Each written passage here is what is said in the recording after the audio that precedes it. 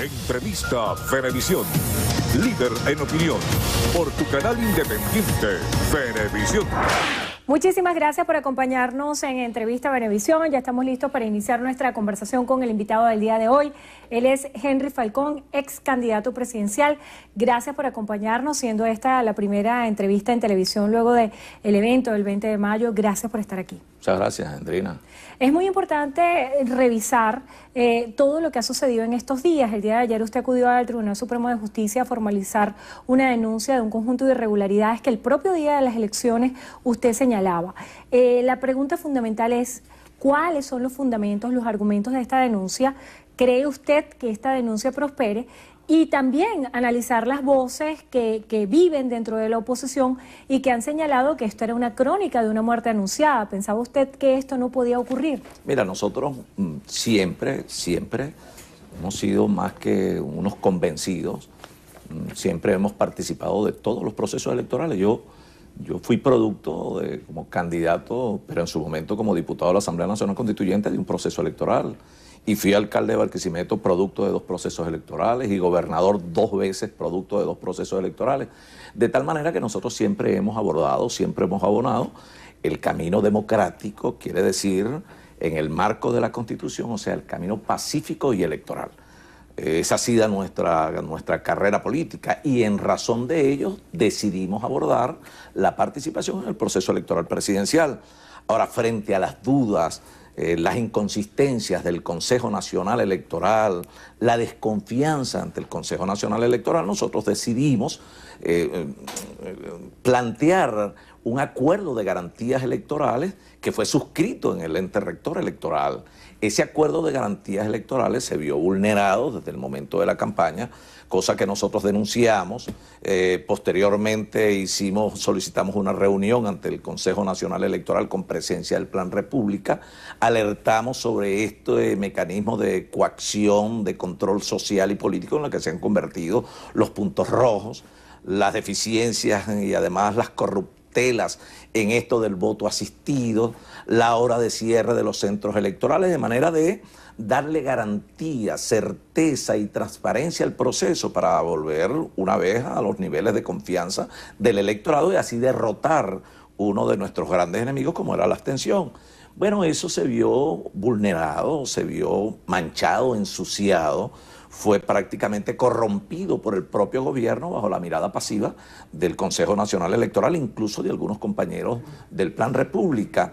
Y en razón de ello, no sé si el país lo vio con la verdadera crudeza con la que vimos nosotros, la generalización de los tales puntos rojos, con un elemento ahora mucho más perturbador, era que había puntos rojos en los centros electorales, se escaneaba carné en los centros electorales. Pero ahora bien, esto había sucedido en otros procesos electorales previos, y este es el señalamiento que hacen distintos actores de la oposición venezolana, quienes justamente por esas condiciones decidieron no participar en esta contienda. Claro, pero tiene un elemento agravante frente a tales circunstancias. Primero, que jamás se vio la masificación de estos tales puntos rojos en las cercanías, incluso dentro de los centros electorales, y un elemento que agrava la situación, que produce además una demanda nuestra ante el propio ente electoral, es que el propio presidente de la República, en alocución presidencial, llega y convoca al soborno, cuando habla entonces del dando y dando,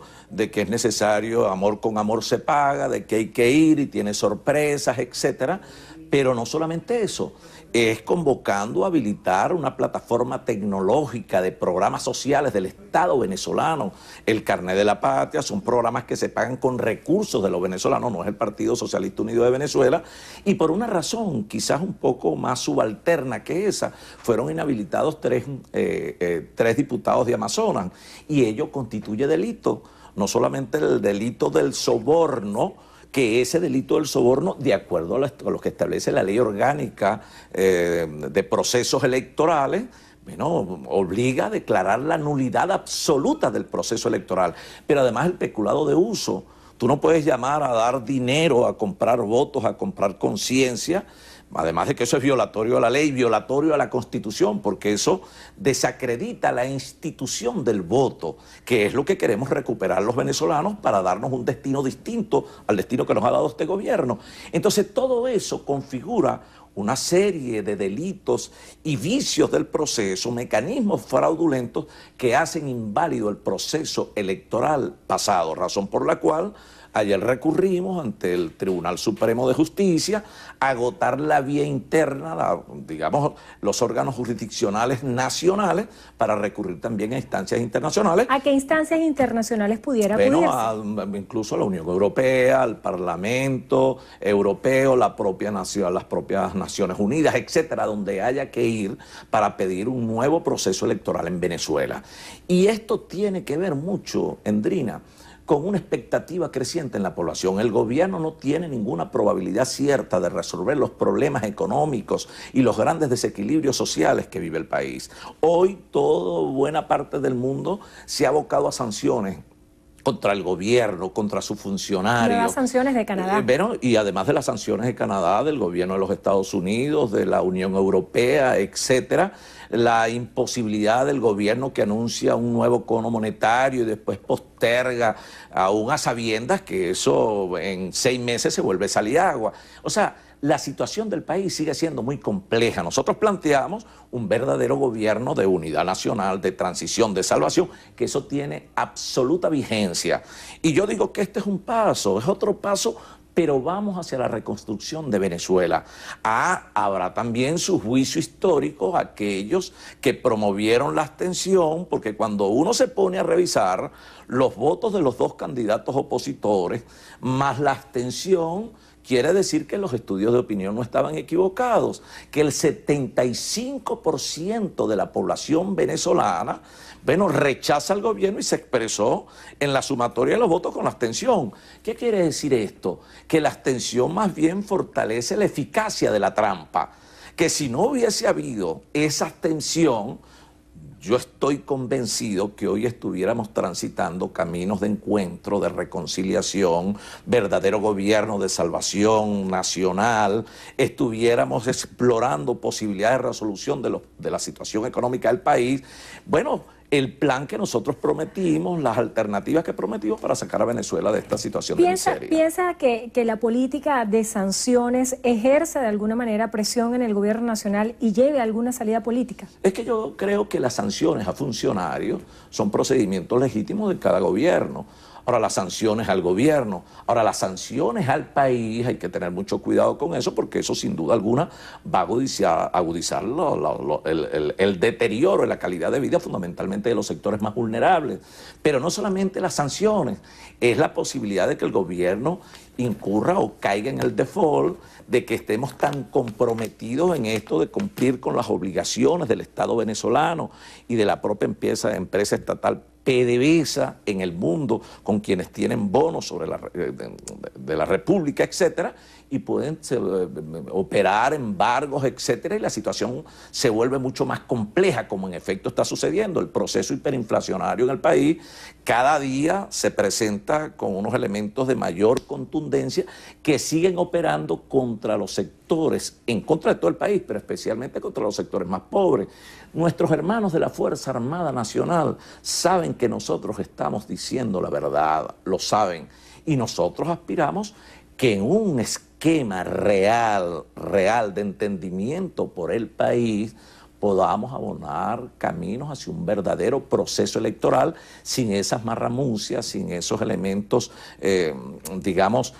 irregulares a los que normalmente convoca el gobierno, su partido, y con un verdadero Consejo Nacional Electoral, autónomo, independiente, confiable, y no una estructura, una oficina del Ejecutivo Nacional y del Partido Socialista Unido de Venezuela para buscar salidas de verdad que nos permitan transitar caminos de encuentro y de prosperidad en Venezuela. Falcón, usted planteaba la necesidad de una nueva plataforma política de la oposición venezolana. Esto a la par de unas declaraciones que daba el exalcalde de Sucre, Carlos Ocariz, quien hablaba de la posibilidad de una reunificación de la mesa de la unidad.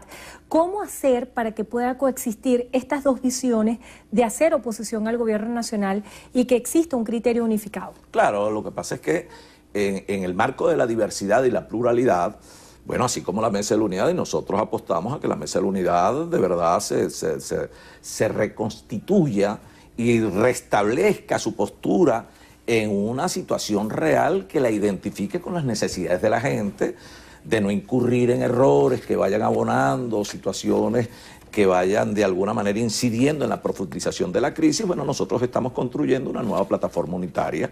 Ojalá y esa nueva plataforma unitaria pueda articular no solamente con la Mesa de la Unidad, con el Frente Amplio, pero también en condiciones de igualdad, de respeto, de reconocimiento, no en condiciones de que tú eres subalterno de aquel o no. Esa nueva plataforma... Se habla mucho de egos dentro de la oposición venezolana, pero no se les da nombre. ¿Qué piensa usted ha sido el punto de tranca para que no exista una verdadera unidad en la oposición? Bueno, yo creo que han operado mucho, además de agendas particulares de partido, de agendas personales, también ha operado mucho el error. Y del error la desconfianza y la frustración de mucha gente en el país. Porque tú dices una cosa hoy, mañana planteas otra, después convocas a una abstención sin ningún sentido. De allí que nosotros, quienes hemos tenido coincidencias en las salidas democráticas, pacíficas, electorales, en el marco de la Constitución, el Partido Social Cristiano Copey, el Movimiento al Socialismo, el Movimiento Ecológico, el Movimiento Cambiemos, el Movimiento Soluciones, de Frente con Venezuela, Avanzada Progresista, el Movimiento Pro Comunidad, etcétera, un conjunto, bueno, una parte de bandera roja.